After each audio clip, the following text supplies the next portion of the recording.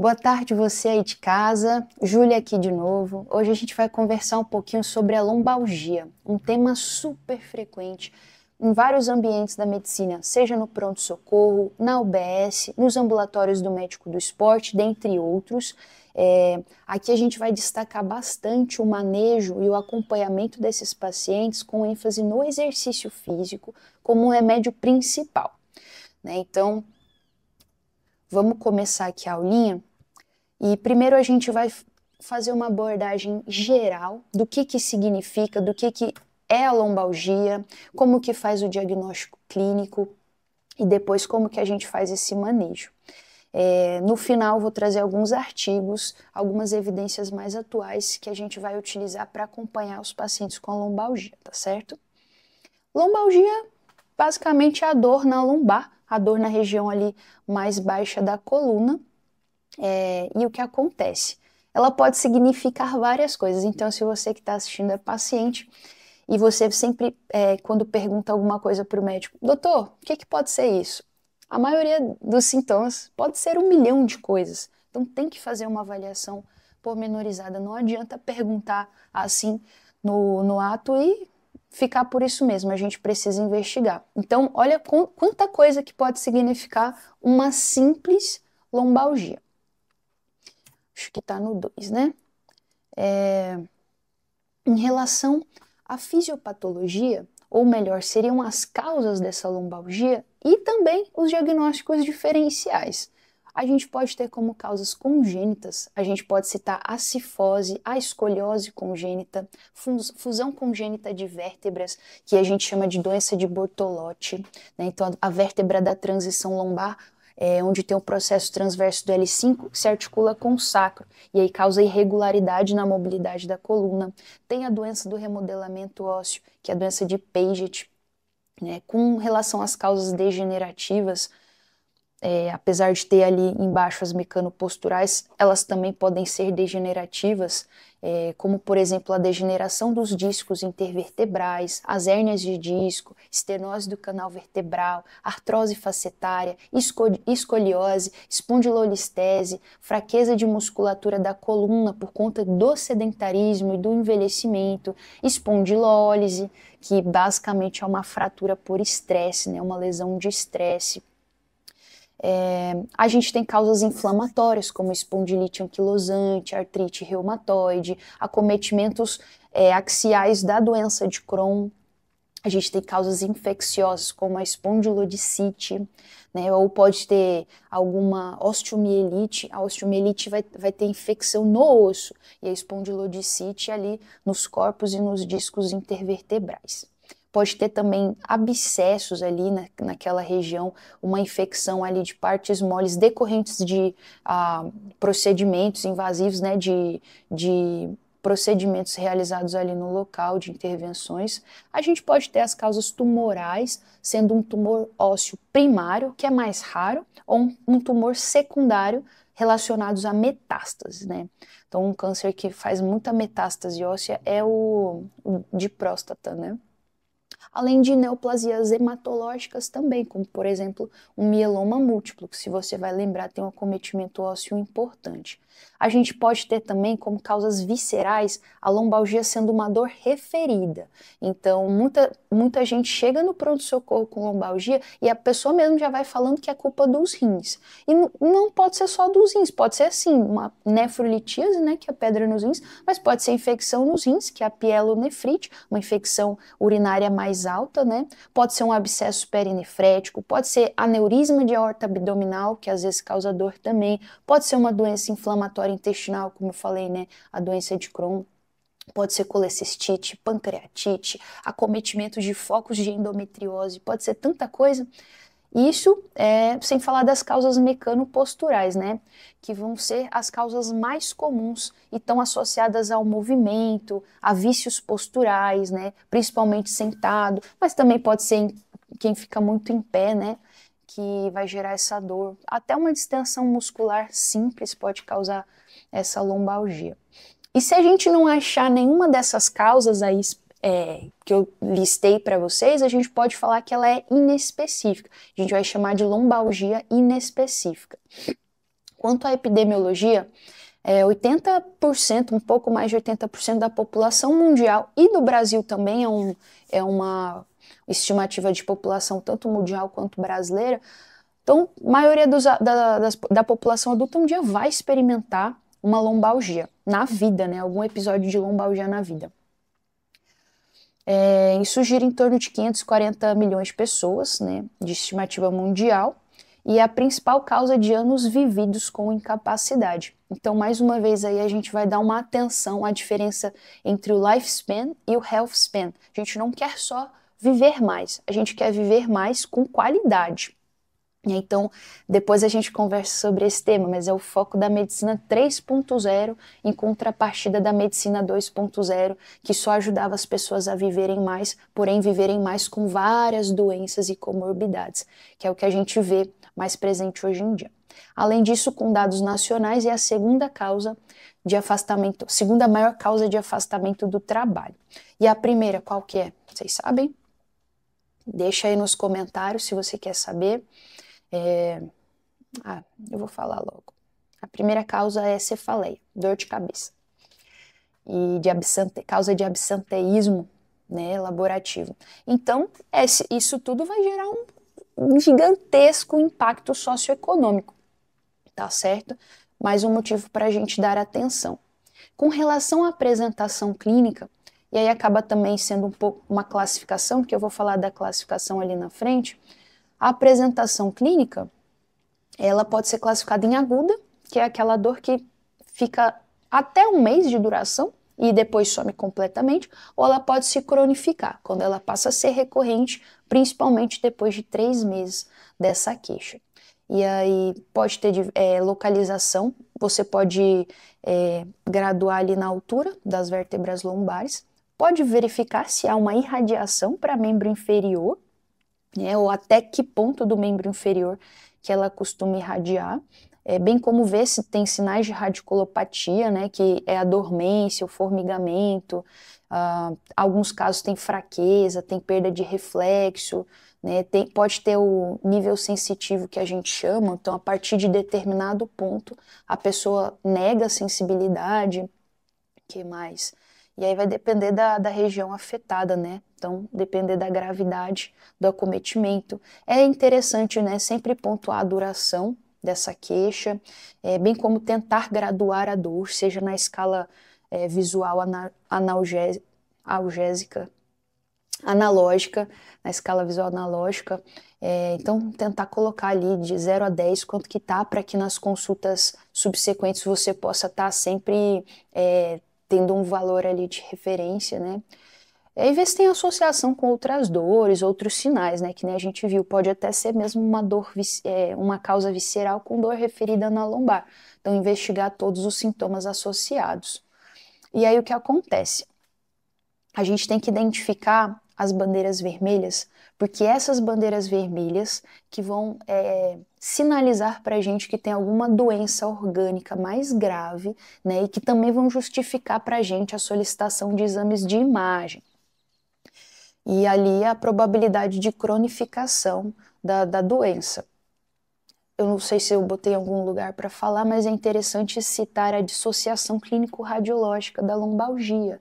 Então, assim, não é interessante pedir para todo mundo sempre que houver lombalgia, porque na dissociação clínico-radiológica, ela significa que muita gente sem sintoma, então muitos pacientes assintomáticos não vão, ou melhor, vão apresentar muitas alterações no exame, e o contrário também. Às vezes a pessoa está super sintomática, com a maior dor da vida, e aí faz o exame de imagem e ele vem normal. Então uma coisa não interfere na outra, né? A gente, claro, diante desses sinais de alarme, de bandeira vermelha, a gente vai pensar nessa solicitação, principalmente também para fazer diagnóstico diferencial e excluir aí possibilidades de algo mais grave. E o que eu achei legal também, que hoje existem os Yellow Flags. Os Yellow Flags são presenças de fatores socioambientais. Então hoje, tanto que é importante explorar o ambiente biopsicossocial do paciente por conta disso, porque esses Yellow Flags aumentam também a probabilidade de cronificação e uma piora no prognóstico. se a gente não consertar ou se a gente não abordar esses fatores, mais difícil será a resolução do quadro. Então, se vocês quiserem pausar aí o slide para dar uma lida, eu acho que fica aqui no 1. Eu saio da frente, vocês printam e agora eu volto. Bom, além disso, fazer uma anamnese completa, né, investigando presença de outras doenças crônicas, se essa dor já teve outros episódios e como que foi feito o tratamento, acompanhamento, rastrear neoplasias, rastrear infecções, rastrear o uso de drogas injetáveis, rastrear traumas prévios, abordagens cirúrgicas prévias, né, até trauma psicológico aí é mencionado pelas referências que eu peguei. Alguns fatores de risco são a idade, né? Então, geralmente é mais frequente na faixa etária a partir dos 50 anos, 60 anos, principalmente no sexo feminino. Tem piora em pacientes com presença de sobrepeso e obesidade, trabalho sedentário, desequilíbrios musculares, né? Principalmente ali, por exemplo, na coxa, né? Desequilíbrio entre os músculos da região anterior, os músculos da região posterior, né? Ansiedade, depressão, tabagismo, trauma recente, uso de corticoterapia, né? Que aumenta muito a chance de fraturas, né? E assim por diante, tá bom, gente? Vou passar aqui. Em relação ao exame físico, né? Inspeção lombar, postural, vamos procurar a presença aí de alterações anatômicas, né, escoliose, a cifose, desalinhamento desses processos espinhosos, avaliar a presença de contraturas, né, o exame físico vai ter objetivo de identificar alterações que também sinalizem para a gente que seria bom realizar um exame de imagem, né. A gente pode fazer a palpação, né, ver se também não tem sinais flogísticos, por exemplo, fazer um exame neurológico completo para avaliar a força, a sensibilidade, padrão de marcha, né, avaliar os reflexos, o sinal de Laseg, né, que é aquele teste que a gente faz com a elevação da perna estendida, um exame clínico também para identificar se tem a irritação ali, o acometimento de alguma raiz nervosa na região lombosacra, né.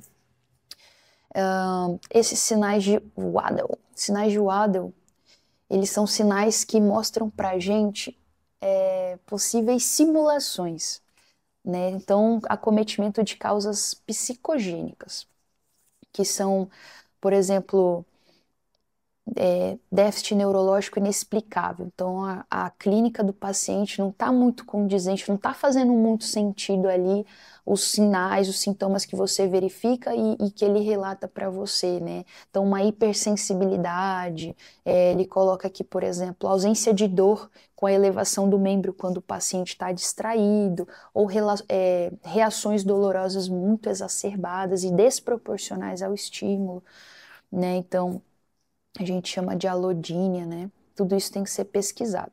E aí pode ser classificado lá, como a gente viu, né, em alguma doença específica, ou se tiver sinais de radiculopatia, a gente classifica como radicular, né, que vai ser com aquela irradiação para os membros inferiores, formigamento, dormência, fraqueza, perda de reflexo, ou vai ser inespecífico, que é a grande maioria dos casos, né? Então, não sugere compressão radicular e também não sugere doenças crônicas subjacentes, né? Tem um excelente prognóstico, né? Geralmente é musculoesquelética e até 4 semanas tende a se resolver. Algumas referências citam 4 semanas, outras citam 6 semanas, e aí vai variando de referência para referência. Bom, o diagnóstico, como a gente viu, é clínico, né? É clínico e com tratamento clínico e reavaliação periódica. Aí eu trouxe um artigo que eu vou deixar ali daqui a pouquinho para embasar isso tudo aqui que eu tô falando, né? Então, basicamente, se não melhorar, o que você vai fazer? Evidenciou a lombalgia, você vai tratar clínico de forma ambulatorial com anti-inflamatório, relaxante muscular e, claro, exercício físico e as medidas comportamentais. Depois de 2 semanas você vai reavaliar. Se não melhorar, novamente, o que ele sugere é que você veja onde que está pecando, veja onde que pode melhorar e otimizar esse tratamento. Lembrando que a utilização de medicações, que eu geralmente oriento no pronto-socorro, no ambulatório, onde quer que seja, é que use por 3 dias ali para sair da crise e se melhorar já suspende. Não é que fica 2 semanas tomando remédio direto. Suspende, se precisar, ou seja, se a dor retornar, retorna o uso da medicação novamente, mas por no máximo 2 semanas. Aí ele voltou para você depois de 2 semanas e não houve melhora. Faz esse ajuste, vê onde que você está pecando e mais uma vez tenta esse tratamento conservador passivo e ativo, né? Que ativo no caso dos exercícios. A gente vai ver mais para frente que é recomendado fisioterapia precoce. Aí voltou com você, aí, ou seja, completou 4 semanas ali de duração e ainda não melhorou, aí sugere-se que você faça um exame de imagem. A menos que já tenha um red flag identificado, você já pede o exame de imagem no primeiro atendimento. E se você tiver suspeita de neoplasias, né, é interessante pedir marcadores e fazer uma investigação laboratorial também, né? Bom, vamos lá. Em relação aos exames de imagem, o mais feito é a ressonância, né? Porque ela traz uma avaliação mais rica para a gente. Mas dependendo da tua suspeita, pode ser uma tomografia, né? Se tiver vendo um provável acometimento ósseo ali mais importante, ou até mesmo um raio-x, tá? Então, esse manejo desse que a gente conversou agora vai ser feito ambulatorialmente. Dependendo do que a pessoa apresentar, né, aqueles casos mais graves, a gente pode estar realizando a internação. Se a pessoa for passar, por exemplo, por um procedimento invasivo, né, uma intervenção cirúrgica, vai ter que internar. Mas o que é orientado é atividades rotineiras com retorno precoce. Então, melhorou ali minimamente a dor, ela se tornou minimamente tolerável ali, já retorna, evita repouso, né? Tudo isso aumenta a chance de cinesiofobia, que é um medo do movimento, um medo de fazer qualquer coisa que possa desencadear aquela dor e voltar tudo o quadro de novo. Não se recomenda colchões rígidos, suporte para a coluna, então se recomenda que você de fato recrute toda a musculatura que você está acostumado, explorar o fator biopsicossocial, como a gente falou, educação do paciente, terapia se for preciso, e terapia cognitivo-comportamental não entra só a parte de terapia com o psicólogo, entra até mesmo yoga, tai chi, terapias que envolvam a consciência corporal, movimentos de respiração, a gente vai ver tudo isso mais para frente. Por isso que eu estou acelerando um pouquinho aqui. Uma coisa que eu gostaria de mencionar, o que me motivou a fazer essa aula é porque eu tenho sofrido com lombalgia nas últimas semanas. Eu já tive episódios há 1 ano atrás e que eu achava que tinha relação com aquela dor muscular tardia, julguei como normal, rotineiro, porque de fato era, né? Em 1 semana melhorava e vida que segue, né? Tive outras vezes também essa dor e também dentro de 1 semana no máximo melhorava, sem fazer uso de medicações nem nada. E dessa vez eu notei o surgimento dessa dor, só que ela não melhorou. Até agora ela não melhorou 100%, né? Eu sinto uma dorzinha em queimação ali na lombar, sem nenhum sinal de alarme, nenhum. Mas fica aquela dorzinha ali constantemente que não melhorou. Eu não fiz uso de medicação para ver se ela ia melhorar ou quando que ela ia melhorar. Então eu tô sabendo a duração dela sem mascarar com remédio. E da mesma forma que você procura um médico para te orientar, para resolver seu problema, né? E às vezes você vê que era só alguma orientação ali que você precisava, algum esclarecimento que você precisava, e você sai daquela consulta se sentindo bem, se sentindo melhor, se sentindo seguro. Da mesma forma que você sai da consulta se sentindo seguro, foi o que eu fiz. Eu procurei a ciência, fui revisar o que a literatura tinha a me falar sobre isso, e é incrível a sensação de segurança que você tem quando você fica esclarecido daquele problema que você, aquele processo de adoecimento que você está passando. Então, é isso que eu vim fazer aqui nesse vídeo, esclarecer vocês, empoderá-los com esse conhecimento, para que vocês possam enfrentar esse processo de forma mais ativa, consciente e resolutiva. Esse é o objetivo de fazer essas aulas aqui. Isso não substitui de modo algum a consulta médica, muito menos a avaliação da fisioterapia. Então, assim como eu vou falar mais para frente, fisioterapia precoce, para te avaliar e já acompanhar. Quem entrou com fisioterapia precoce nas dores lombares agudas, teve um desfecho muito melhor e mais chances de recuperação total, de recuperação completa, de dor e função, né? Então é isso que a gente recomenda. E foi o que aconteceu comigo. Depois que eu estudei para fazer essa aula, eu me senti muito mais tranquila, eu me senti muito melhor e da mesma forma, não parei em nenhum momento de fazer minhas atividades, eu só adaptei, né? Então faz 2 semanas que eu estou só fazendo musculação e eu não estou treinando fofo, só deixei de fazer alguns exercícios com carga axial, como agachamentos pesados, estou fazendo movimentos mais de cadeia cinética aberta, mais concentrados, mas já vou retornar de forma gradual, vou fazer essa avaliação com fisioterapia, e em nenhum momento eu parei, eu acho que isso me ajudou muito, principalmente da parte mental, né, que ficar parado não dá. Mas também eu sinto que está melhorando agora, mas ainda não melhorou, mas está melhorando. Então é isso que eu vim fazer aqui, conscientizar, esclarecer para que você possa lidar melhor com essa dor lombar e enfrentar melhor todo esse processo, principalmente de forma mais ativa, né? Então, continuando, exercícios físicos e fisioterapia, né? A gente vai focar em movimentos para fortalecimento de core, né? Principalmente os músculos profundos do abdômen, como o transverso abdominal, musculatura paravertebral. Então, tem um músculo que eu não conhecia, chamada multífido, e eu fiquei indignada, porque como assim não conheço esse músculo? Não que eu conheça todos os músculos do corpo humano, bem longe disso. Mas como assim nunca tinha escutado falar do multífido, um músculo tão importante para a estabilização da coluna?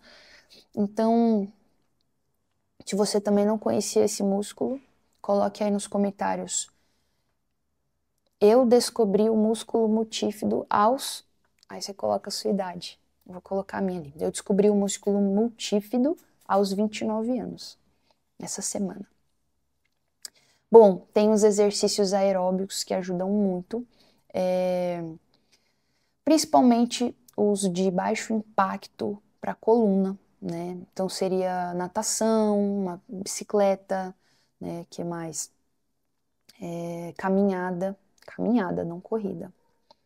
Alongamento de isquiotibiais, alongamento deles vai ajudar bastante, os músculos posteriores da coxa.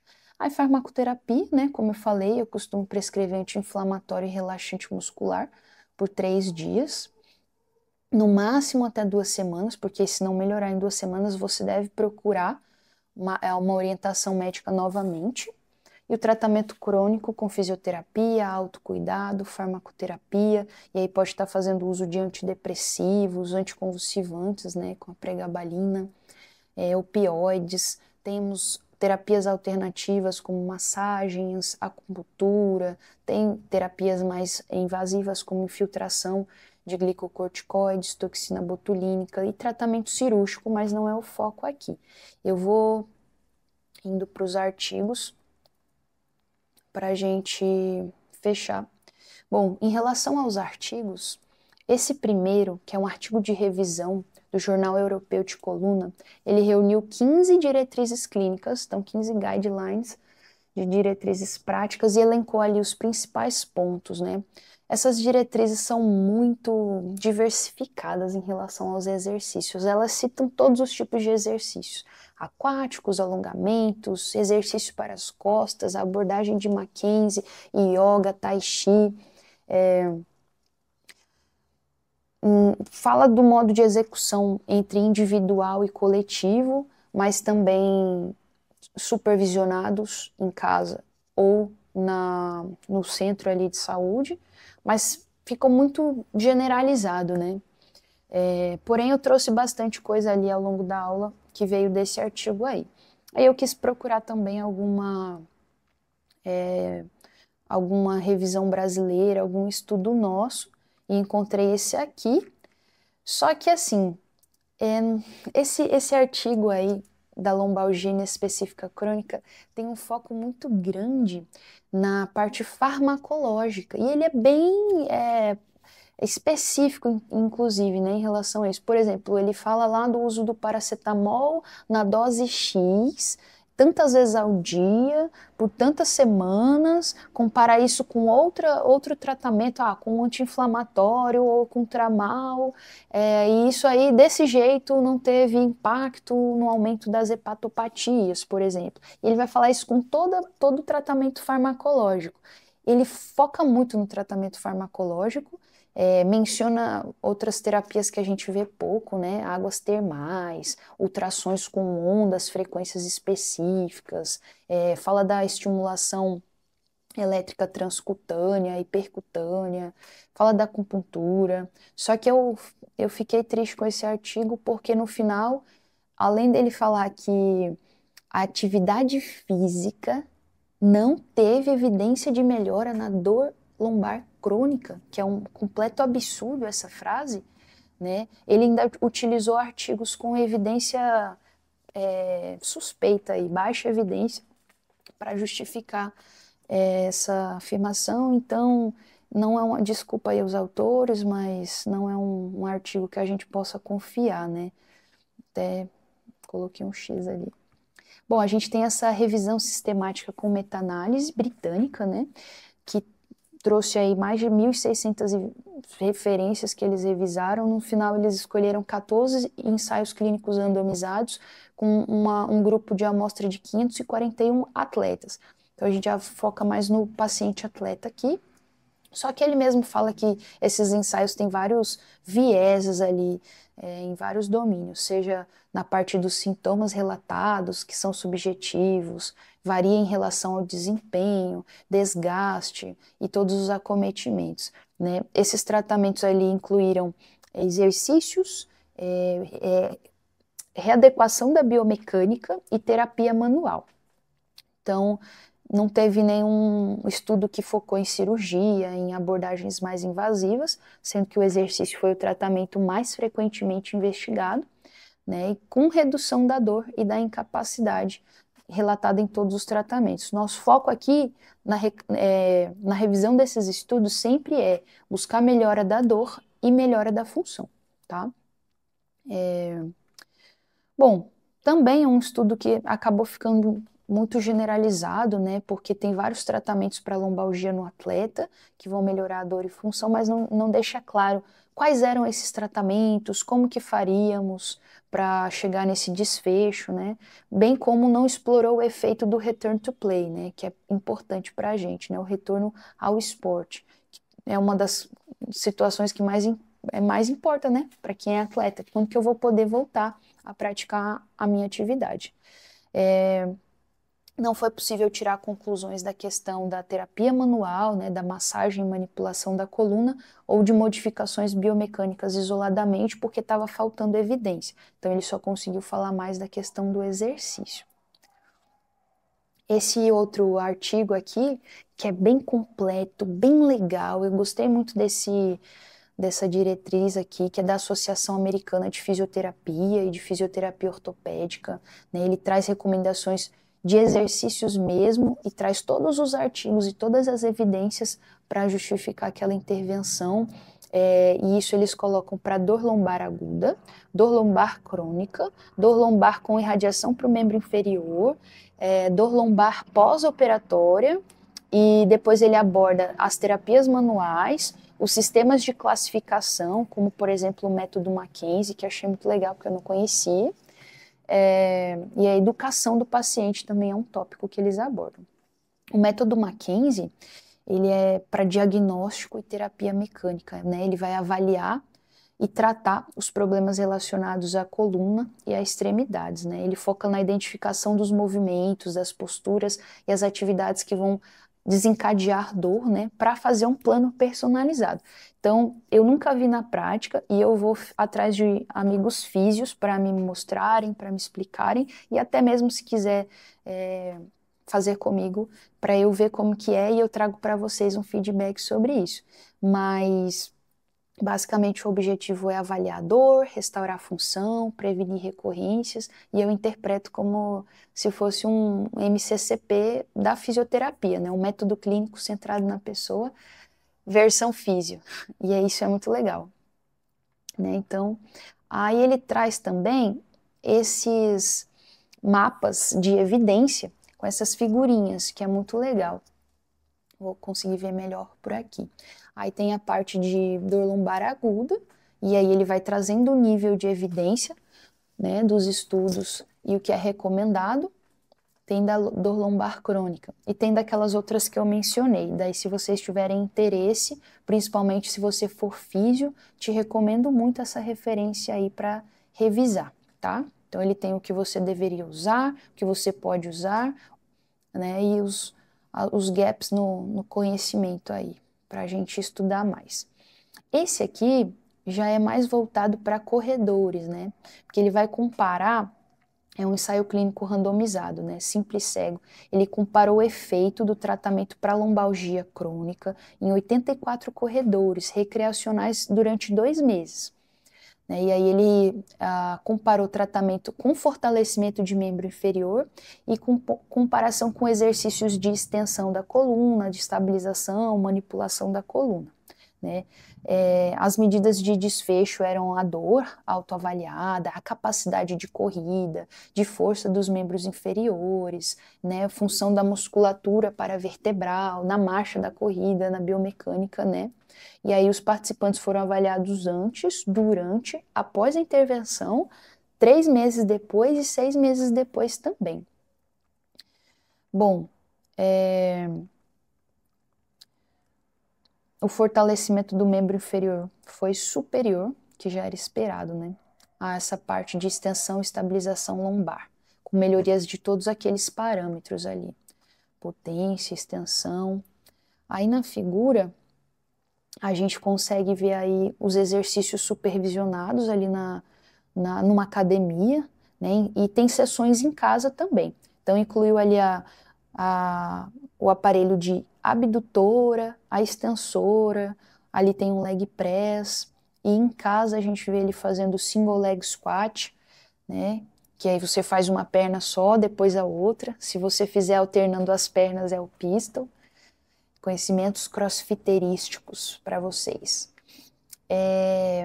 Tem ali o wall sit também, e aqui também tem outros exemplos, exercícios de extensão do quadril em 4 apoios, né, com a coluna na posição neutra.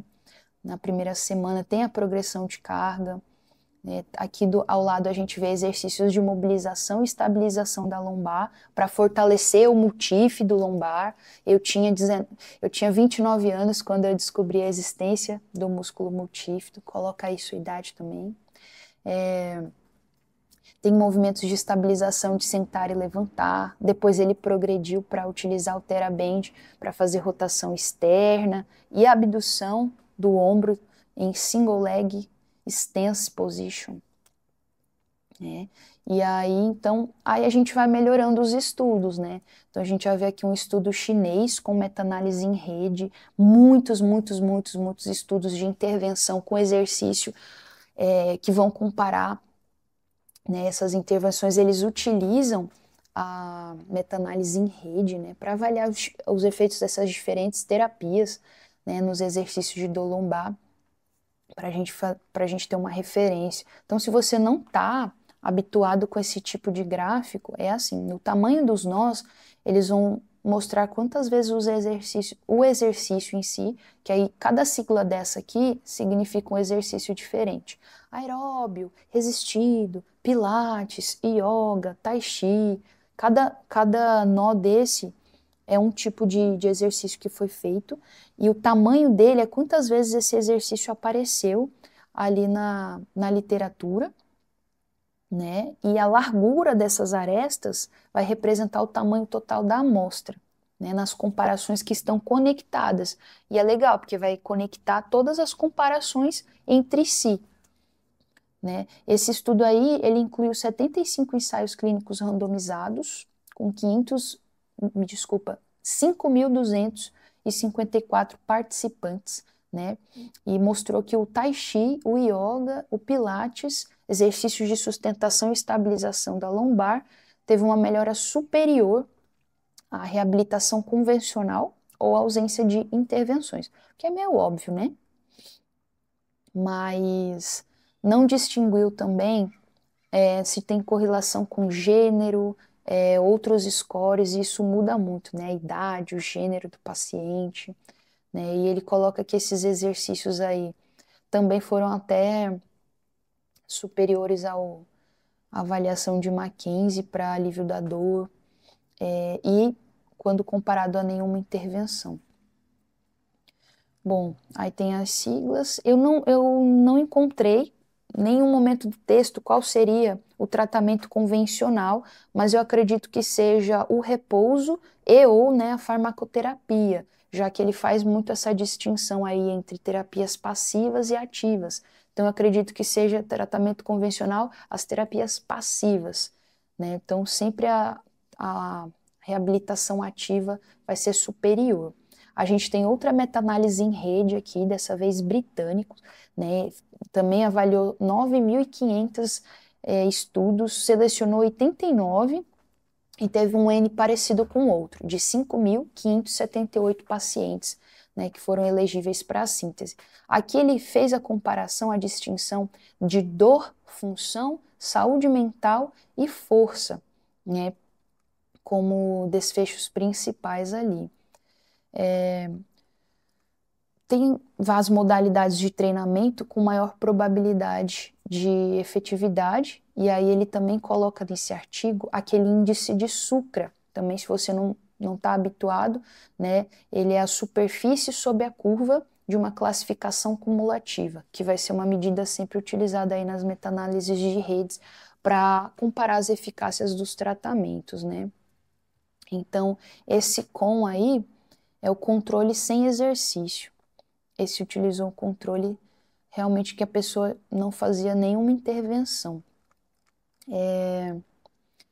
E assim, com essa meta-análise em rede, a gente vê que depende também da superioridade da intervenção em relação ao desfecho que se quer. Por exemplo, colocou que o Pilates pode ser superior para a dor, né, que os exercícios de resistência e aeróbicos são superiores para a saúde mental. E os de resistência e estabilidade da coluna são mais eficientes para a reabilitação da função. Então, também entra naquela exercício, o que você está buscando com ele, o que você está buscando reabilitar, e aí, dependendo do objetivo, esse exercício vai ser o mais resolutivo para você, né? Então, dependendo da abordagem que a gente vai ter, a gente vai melhorar um componente ali do paciente. Perfeito. Aí, esse aqui é o que eu mais gostei, é um artigo de revisão americano. Bom, ainda tá gravando. É um artigo de revisão americano. Mais uma vez também, ele destaca que não tem consenso sobre qual é o melhor exercício para lombalgia, né? Mas ele distingue ali entre a lombalgia aguda, a crônica, a recorrente, quando eu devo encaminhar para o físio, né? Então, eu achei bem completo, porque ele sim especificou os exercícios e como que você deve fazê-los. Então, se fosse para falar para vocês lerem alguma referência, pode pegar essa daqui, né? Se você está focando em descobrir o papel do exercício físico, né? Como eu estou. Então, em relação à lombalgia aguda, ele coloca que não teve evidência diferente para exercício isolado e exercício associado com outras modalidades, como massagem, acupuntura, né, manipulação espinhal. Todos esses vão aliviar de forma igual a dor aguda, né? E também ele mostrou que o exercício pode ser até mais eficaz na aguda do que os anti-inflamatórios, né, do que o tratamento farmacêutico com relaxante muscular com anti-inflamatório. Tratamento farmacológico, né? E ele teve um alívio de dor mais duradouro, diminuiu a incapacidade, né? Diminuiu o absenteísmo e, claro, tem menos efeitos adversos do que essas medicações. Outra coisa que é legal que ele usou na lombalgia aguda foi o uso de ferramentas, de questionários, mais uma vez para tornar mais objetivo e medir a evolução ali do quadro, né, graduar, porque daí dessa forma você estratifica o paciente, você designa melhor aquela dor e você consegue colocar ele em rotas de manejo específico, né? Então, mais uma vez aí a medicina se especializando e voltando toda a atenção dela para aquele indivíduo específico. Porque também se você colocar ele no tratamento mais efetivo para ele, vai ser mais efetivo, vai evitar a cronificação, certo? Ele destaca muito o papel da fisioterapia precoce para ajudar a evitar a cinesiofobia, para retornar gradualmente às atividades laborativas ou ao esporte daquela pessoa, né, o esporte específico que o paciente estava habituado, e ele fala muito, destaca muito, tanto que a fisioterapia é subutilizada, né? E assim, se eu puder indicar para vocês um fisioterapeuta aqui do YouTube, que eu sempre vejo os vídeos do Rodrigo Lopes. Sempre vejo os vídeos dele, eu acho muito práticos. Ele ensina você a fazer alguns exercícios em casa mesmo, com o que você tem em casa. Então ele usa muito toalha, cadeira, né, o móvel ali da sala.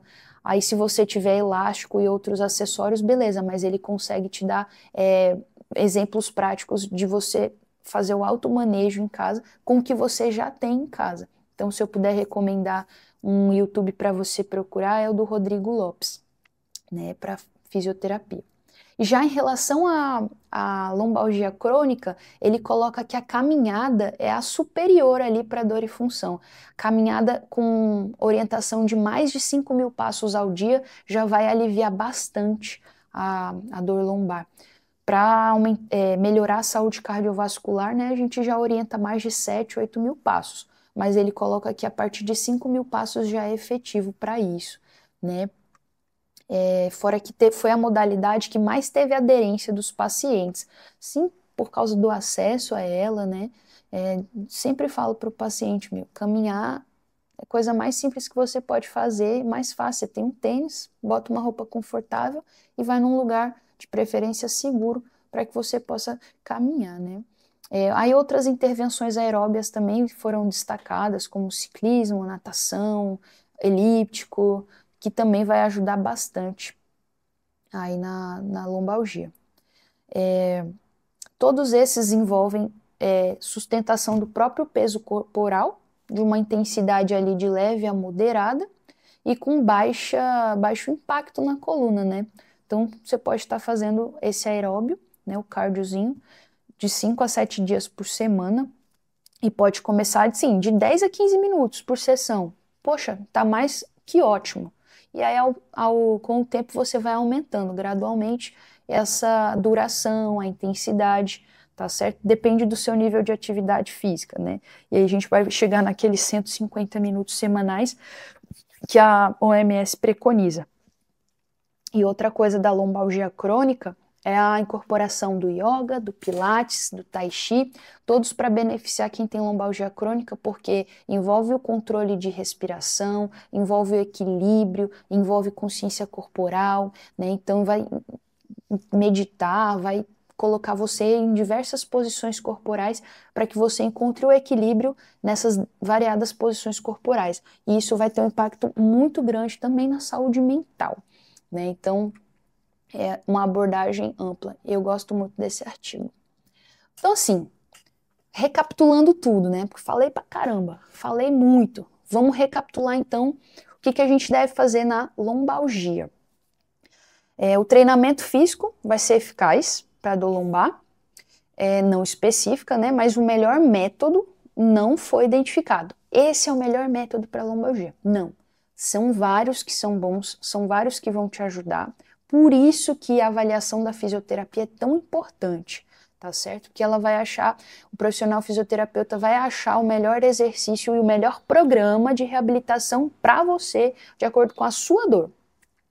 Bom, pilates, estabilização, exercícios aeróbicos de resistência, basicamente todos os tipos de exercícios vão ser eficazes e vai depender do resultado de interesse ali. Eu quero melhorar a dor, eu quero melhorar a função, eu quero, né, enfim.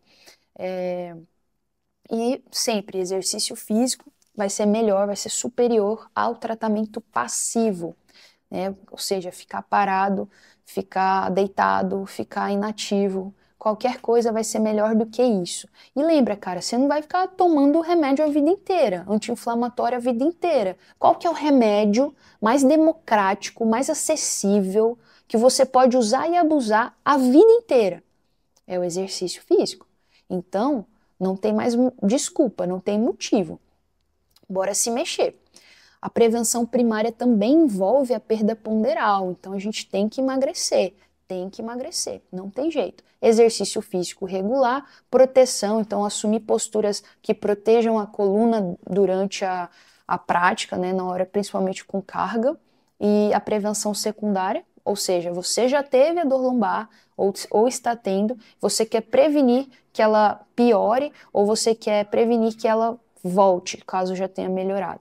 Fisioterapia, mobilidade em toda a extensão da coluna, torácica, lombar, quadril, melhorar a flexibilidade dos posteriores de coxa, melhorar a estabilidade e controle neural, motor da coluna, né? Exercícios gerais e específicos também com focos em membros inferiores e core, principalmente na musculatura profunda do abdômen, né? Então tem alguns aí exercícios que você pode estar fazendo. Esse bracing aí, que é aquela manobra de valsalva que você faz quando vai agachar, né? Sabe quando o cara do LPO vai levantar a carga que ele faz, sabe? Então é isso. Aeróbios, o que você preferir, natação, ciclismo, elíptico, perfeito. Aqui eu vou deixar para vocês as referências, muitos artigos legais para vocês printarem. Deixa eu tirar aqui. Printou. E então é isso aí, pessoal. Muito obrigada para você que me acompanhou até aqui. Estou muito feliz de ter feito esse momentinho aqui com vocês. Espero ter ajudado. Qualquer coisa, estamos à disposição para tudo, tá? Abraço forte, fiquem com Deus.